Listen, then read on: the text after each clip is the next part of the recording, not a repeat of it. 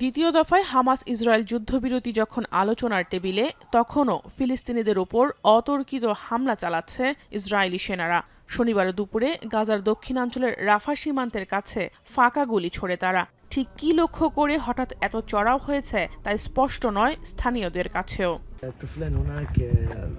গাজার পাশাপাশি তাণ্ডব চালিয়েছে পশ্চিম তীরেও। পবিত্র রমজানের মধ্যেও গণহারে আটক ও ঘরবাড়ি পুড়িয়ে নরকে পরিণত করেছে ফিলিস্তিনিদের জীবন।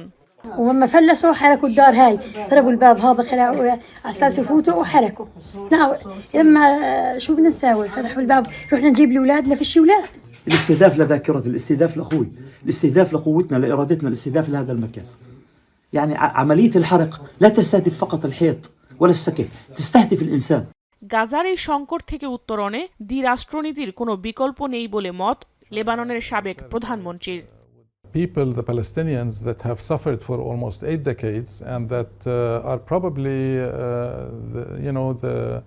the only people in the world today that are under siege, being attacked, being killed. I don't see any other solution other than giving them their own state.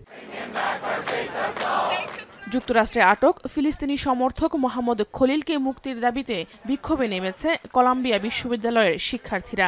একে সন্ত্রাসী কর্মকাণ্ড বলছে ওয়াশিংটন। অপরদিকে মোহাম্মদ খলিলকে বর্ণবাদী প্রবণতা থেকেই মার্কিন পুলিশ আটক করেছে বলে দাবি মানবাধিকার সংস্থা অ্যামনেস্টি ইন্টারন্যাশনালের।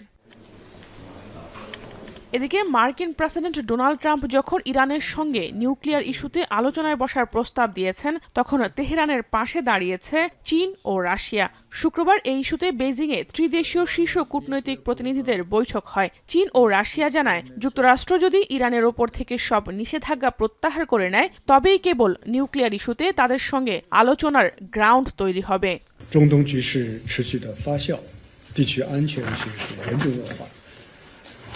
热点问题一波未平一波又起。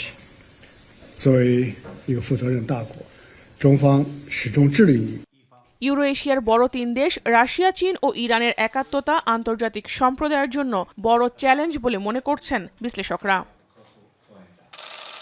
জাহানারা ভুঁইয়া, এখন বিশ্ব।